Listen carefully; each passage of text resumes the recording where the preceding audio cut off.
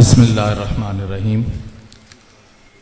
معزز حاضرین، مشائخ اعظام، سادات کرام، علماء ذی وقار، آپ تمام احباب ملاحظہ فرما رہے ہیں کہ عرس شریف کی دعائیہ نشست کا آغاز ہو چکا ہے اور بس چند ہی لمحوں میں مفکر اسلام، مفسر قرآن علامہ سید ریاض حسین شاہ صاحب مدظل العالی آپ خطاب شروع فرمانے والے ہیں، اور حضرت والا شان عالی مرتبت، عالی مقام، عالی جاہ حضرت پیر الحاج شمیم صابر صابری صاحب مدظل العالی آپ کی دعوت پر یہاں پر اس خوبصورت آستان پر روحانی، وجدانی اور ایمانی کیفیات کے ساتھ آپ سب لوگ یہاں پر حاضر ہیں اور دعائیں لینے کے لیے آئے ہوئے ہیں۔ یہ دربار اللہ رب العالمین کے نور کی جو فیوز و برکات ہیں یہ انہی کی درگاہ ہے اور وہ یہاں سے بانٹے جاتے ہیں۔ اور کسی نے کیا خوب کہا تھا کہ ارے میں گسارو سویرے سویرے خرابات کے گرد پھیرے پہ پھیرے، کسی دن ادھر سے گزر کے تو دیکھو بڑی رونقیں ہیں فقیروں کے ڈیرے۔ یہ اللہ رب العالمین کا کرم ہے کہ الحاج پیر شمیم صابر صابری صاحب مدظل العالی آپ کی دعوت پر تشریف فرما عظیم القدر آستان کے جید علماء کرام اور مشائخ اعظام یہاں پر تشریف فرما ہیں۔ قبلہ پیر صاحب کے حکم پر ہی میں قبلہ شاہ صاحب کو دعوت خطاب پیش کر رہا ہوں۔ آپ تمام احباب سے گزارش ہے کہ محبت کے ساتھ گفتگو کو سماعت کرنے کے لیے اپنے قلوب و اذہان کو آپ معطر کرنے کے لیے اور منور کرنے کے لیے اپنی توجہ کو قبلہ شاہ صاحب کی جانب مبذول کر لیجئے اور محبت سے نعرے کا جواب دیجئے: نعرہ تکبیر، نعرہ رسالت، نعرہ حیدری، اسلام اسلام اسلام، خلافت راشدہ خلافت راشدہ، نعرہ حیدری، حضرت علامہ پیر سید ریاض حسین شاہ صاحب۔ بسم اللہ الرحمن الرحیم۔ سبحان اللہ و بحمدہ، سبحان اللہ العظیم، والحمد للہ رب العالمین، والصلاة والسلام علی سید المرسلین وخاتم النبیین وعلی آلہ الطاہرین الطیبین واصحابہ المتعدبین، اما بعد فاعوذ باللہ من الشیطان الرجیم۔ بسم اللہ الرحمن الرحیم۔ نحن نقص علیک نبأہم بالحق انہم فتیۃ آمنوا بربہم وزدناہم ہدی۔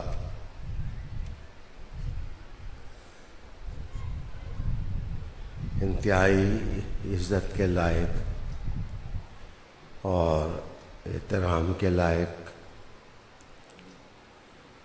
آستانہ عالیہ عظیمہ کلش شریف کے زیب سجادہ پیر شمیم صابر صابری صاحب دامت برکاتکم القدسیہ،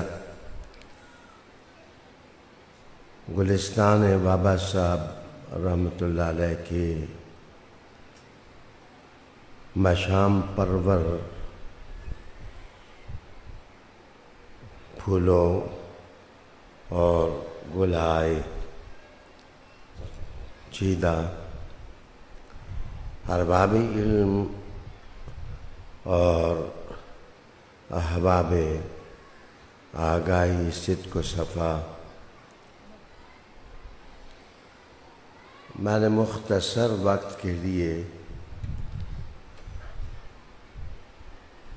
سورہ کاف سے ایک آیہ کریمہ تلاوت کرنے کی سعادت حاصل کی ہے۔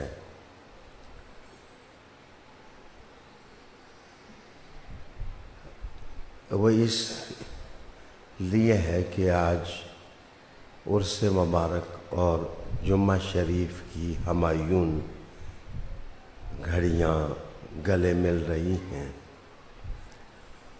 اور رسالت مآب صلی اللہ علیہ وآلہ وسلم کی سننا ہے کہ آپ ہر جمعہ کو باقاعدگی کے ساتھ سورہ کاف کی تلاوت فرمایا کرتے تھے۔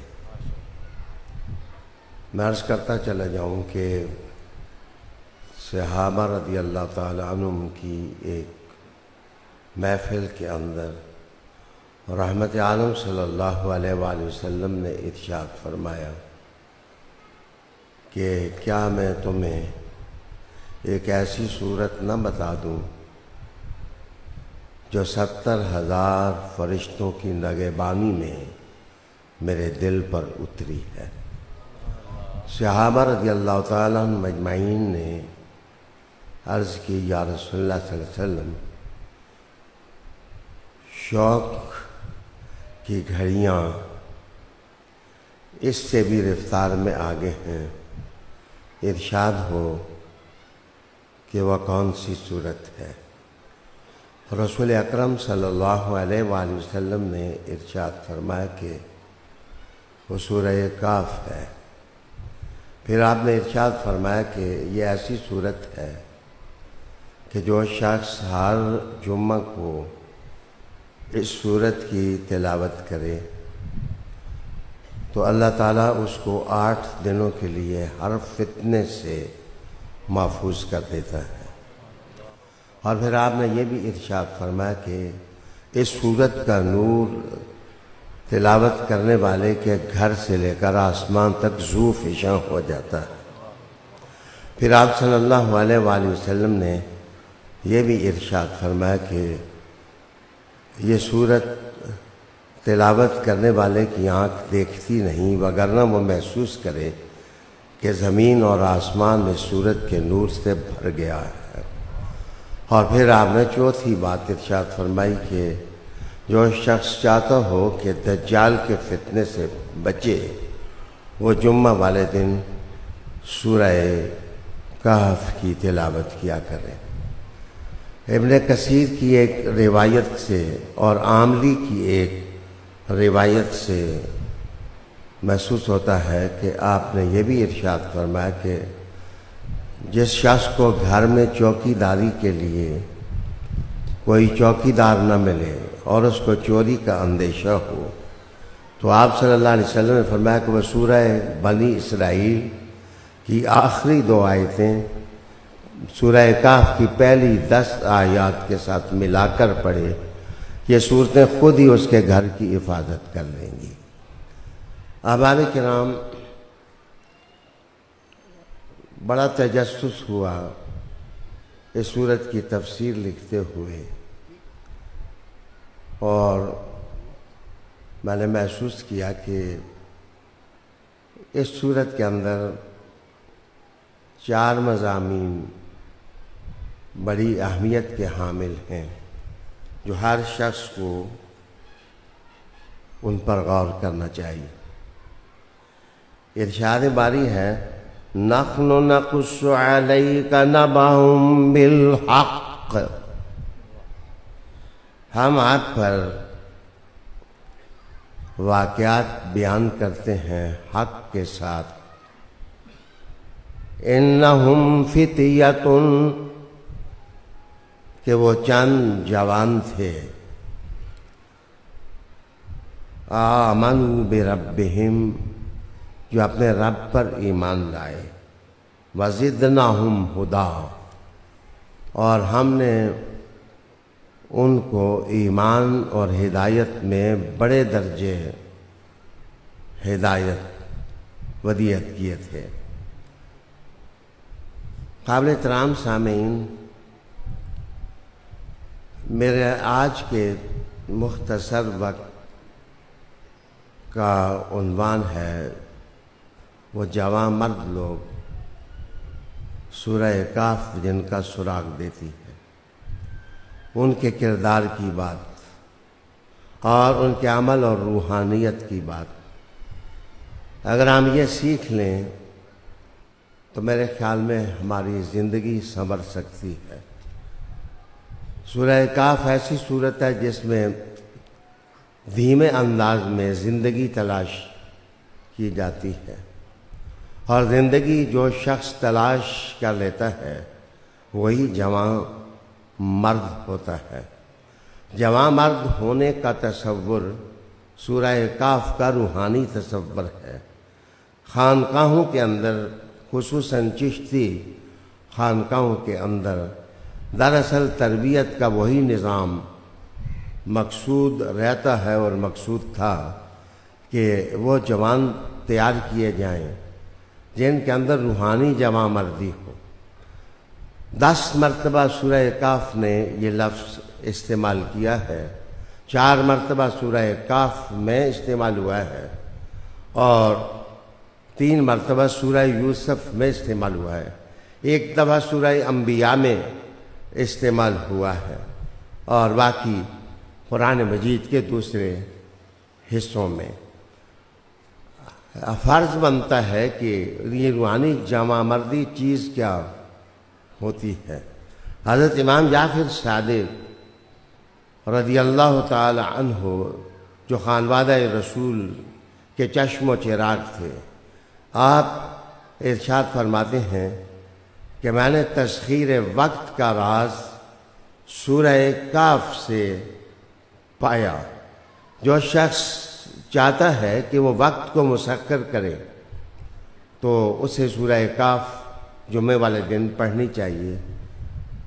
میں عرض کرتا چلوں کہ سورہ کاف تو 7 جوانوں کا پتہ دیتی ہے کہ جو غار میں اپنے ایمان کو بچانے کے لیے گئے تھے، اور ان کے ساتھ 8واں ان کا کتا تھا، وہ وفا کا پیکر تھا۔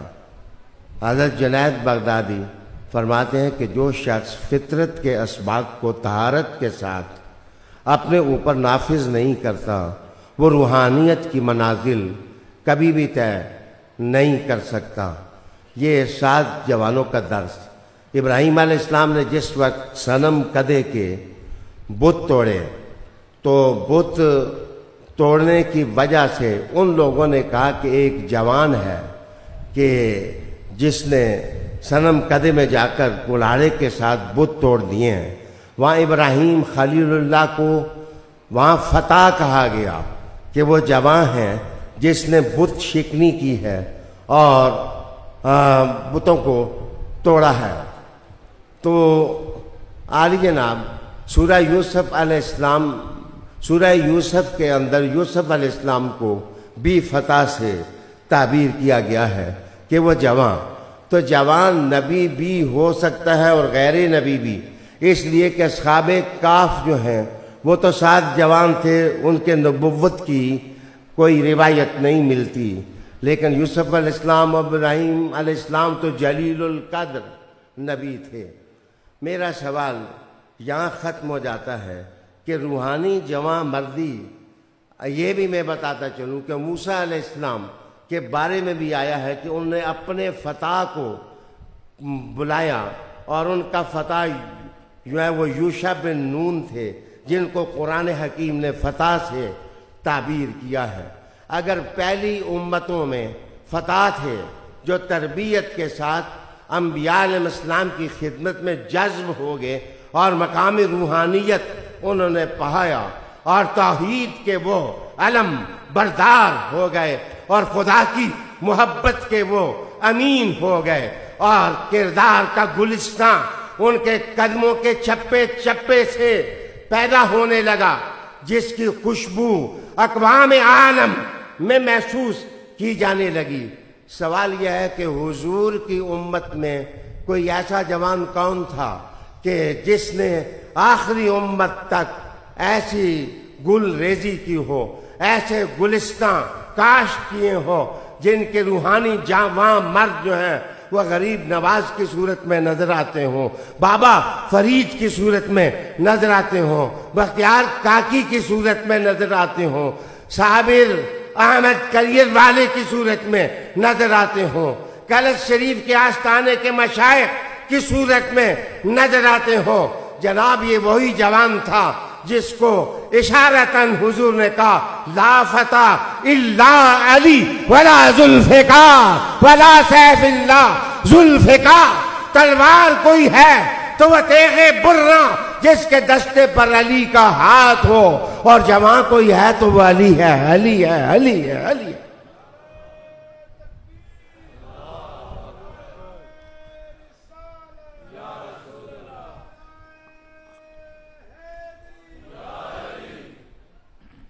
معاف کیجئے، میں آپ بزرگوں سے معذرت چاہتا ہوں، لیکن آپ کو پتہ ہے کہ فتح وہ ہوتا ہے جو یکسو ہوتا ہے، وہ دوغلا نہیں ہوتا، دوغلا نہیں ہوتا۔ علی دوغلے نہیں چلے، اسی لیے حضور نے کہا منافقوں کا علاج علی کی شخصیت میں ہے۔ منافق کبھی علی کے ساتھ اکٹھا نہیں ہو سکتا، علی کے نعرے نہیں لگا سکتا۔ جس دل میں ایمان ہے میرے دوستو، وہ حیدر حیدر کے بغیر رہ نہیں سکتا۔ آج کلش شریف سے میں یہ نذرانہ لے کے جاؤں گا، سب ہاتھ اٹھا کے ایک دفعہ کہیں حیدر حیدر حیدر حیدر۔ معاف کیجئے،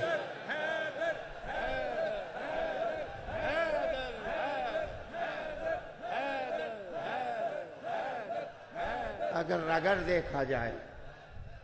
دیکھا جائے تو امت مسلمہ کی وحدت کا راز علی کی شخصیت ہے۔ شیعہ سے لے کر سنی تک، مشائخ چشت سے لے کر سہر وردیہ تک، اور نقشبندیہ سے لے کر قادریہ تک، ہر ایک کا شجرہ جا کر علی سے ملتا ہے۔ وہ آدمی جو اپنے پیر سے مخلص نہ ہو وہ کبھی روحانیت نہیں پا سکتا۔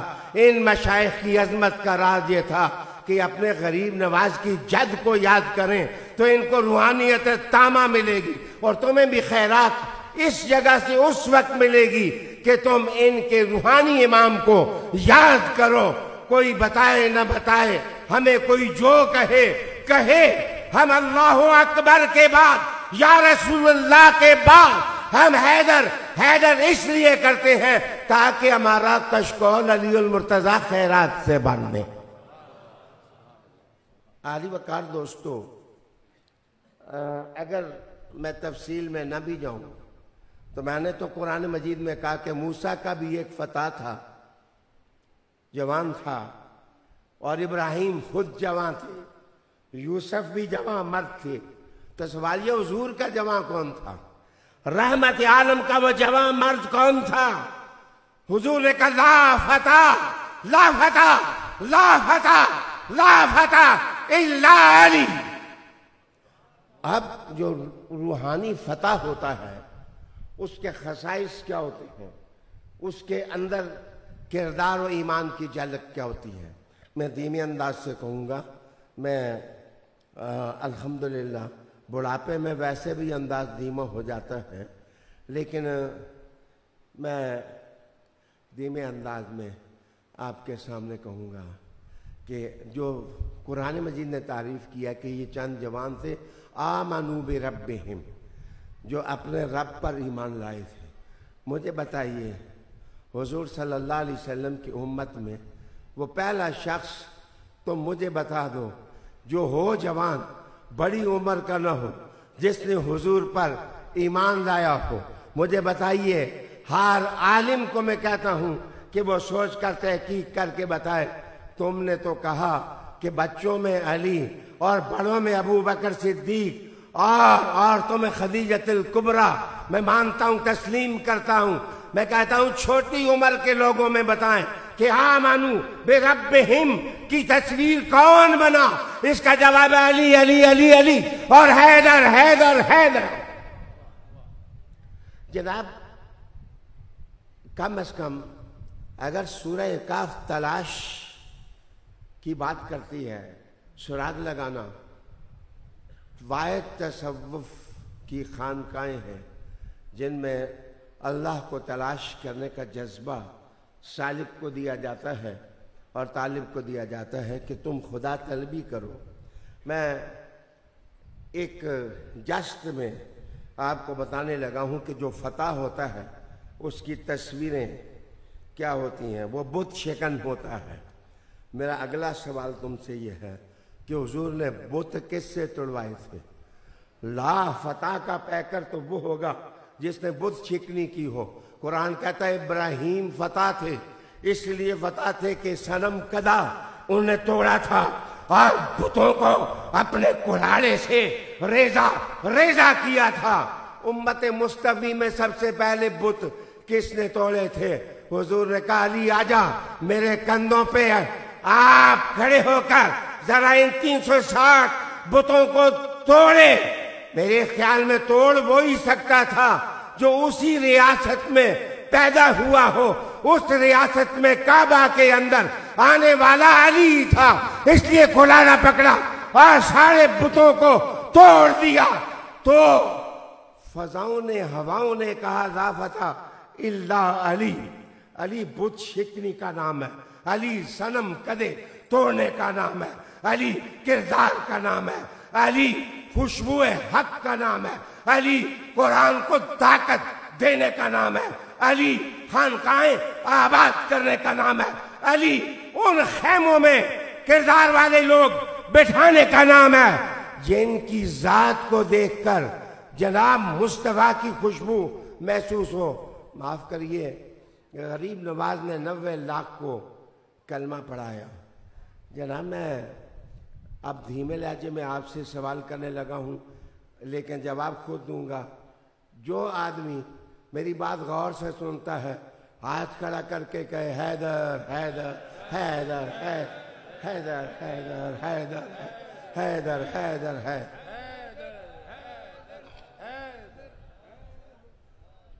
معاف کیجیے، یہ آپ نے دیکھا چشتی تربیت کا رنگ کہ یہ جو لوگ آ رہے ہیں یہ نہ ادھر دیکھتے ہیں نہ ادھر دیکھتے ہیں، اپنے آستھا کو دیکھتے ہیں۔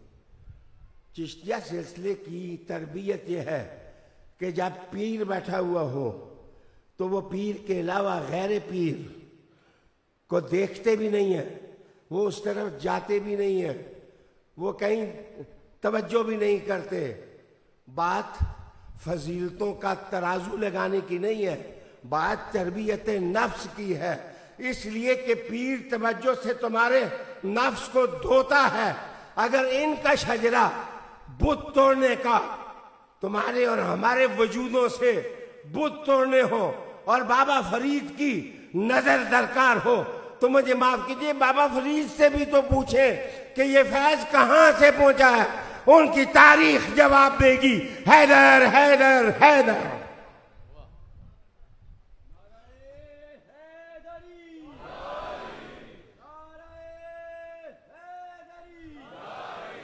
معاف کیجیے، کس عمر میں خواجہ غریب نواز حضرت عثمان ہارونی رحمت اللہ علیہ سے بیعت ہوئے تھے؟ میں آپ چشتیوں سے ضمیر سے پوچھتا ہوں کہ وہ عمر کا کیا حصہ تھا جس وقت آپ نے خواجہ عثمان رضی اللہ تعالی عنہ کی غلامی کا قلادہ اپنے گلے میں ڈالا اور ان کے بن گئے۔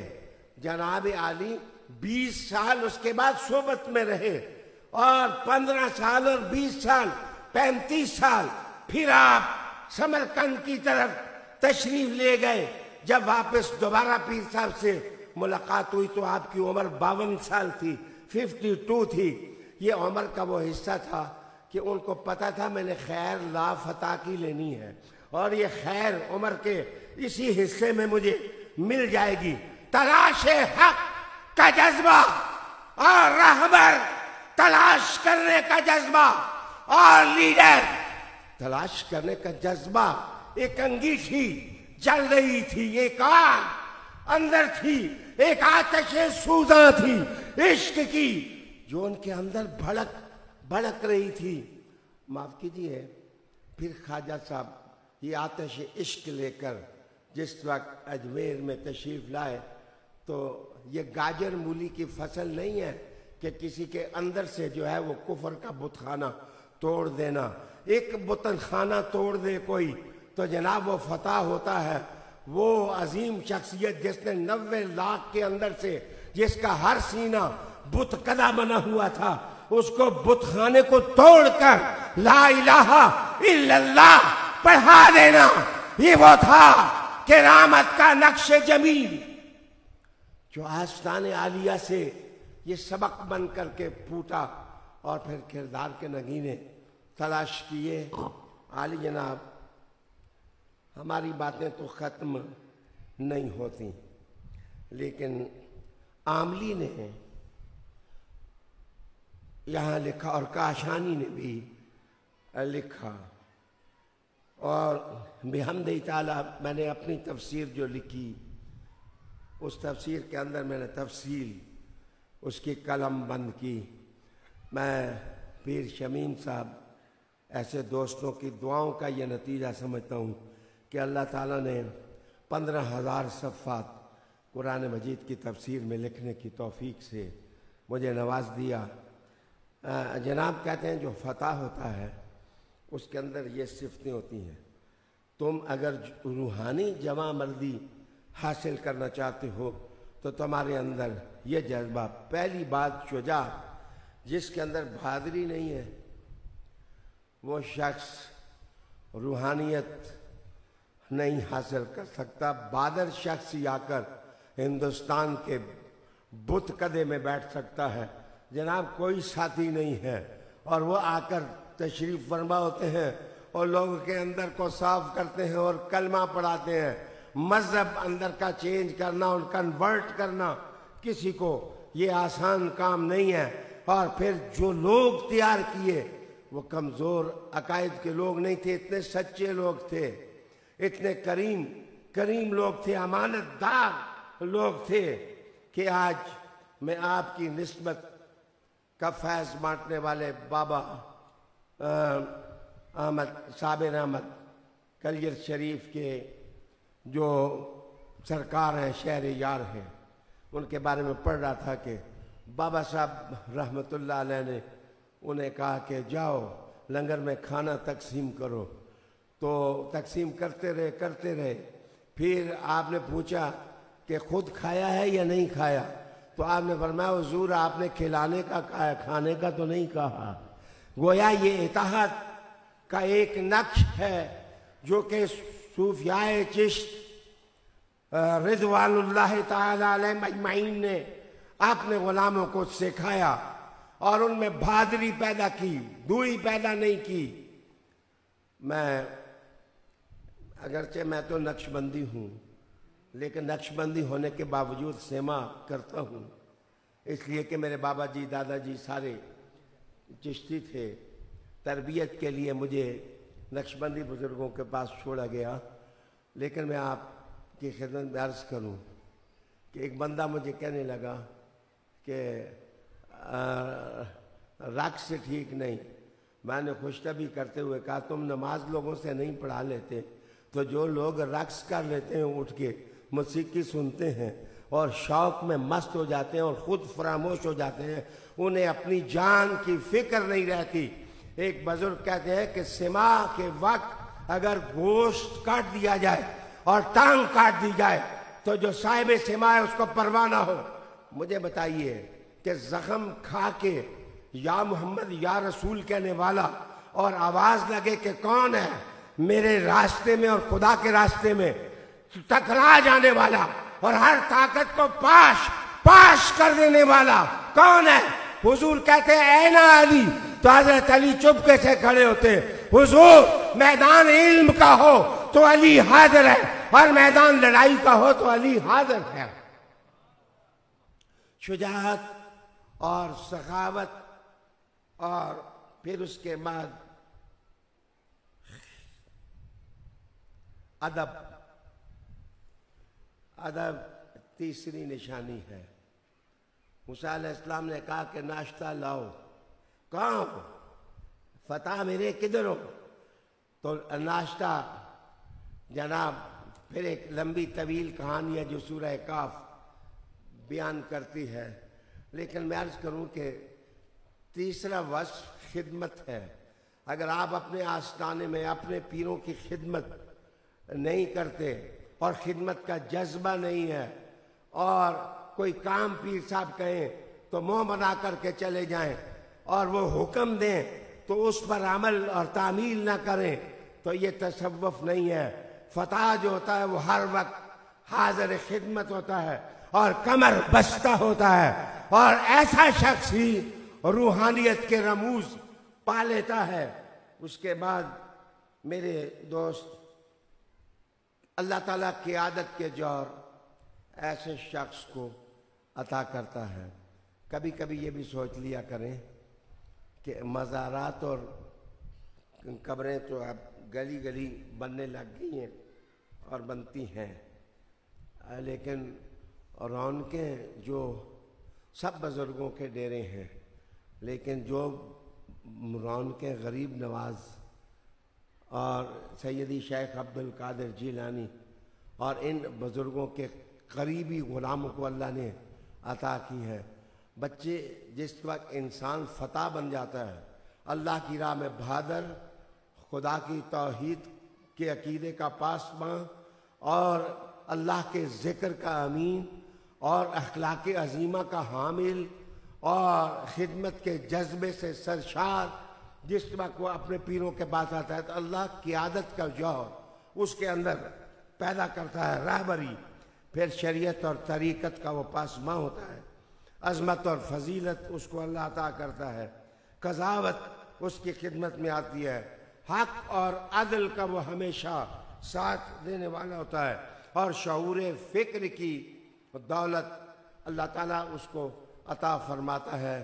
اب میں آپ سے جناب جو وقت آپ کی محفل کا ہوتا ہے اس کو عزت دیتے ہوئے، اس کو احترام دیتے ہوئے میں اپنی باتوں کو سمیٹتا ہوں، لیکن میں آپ کی اتنی سستی جان چھوڑ رہا ہوں، میرے ساتھ کچھ مل کے آئیں، اللہ کے نام کا ذکر کرتے ہیں، اسلام کے ساتھ اپنی وابستگی اور اپنا قرب ظاہر کرتے ہیں، اور روحانیت کے لیے ہم سچے مسافر بنتے ہیں، جیسے موسیٰ علیہ السلام، خضر علیہ السلام، یہی اس صورت کے راز ہیں جو آہستہ آہستہ کمر خمیدہ ہونے سے انسان کو اٹھا کر کے گردن خمیدہ بنا دیتے ہیں اور عجز کا رنگ اس کے اندر پیدا کر دیتے ہیں۔ نعرہ تکبیر، نعرہ رسالت، نعرہ رسالت، نعرہ رسالت، نعرہ رسالت، اسلام، اسلام،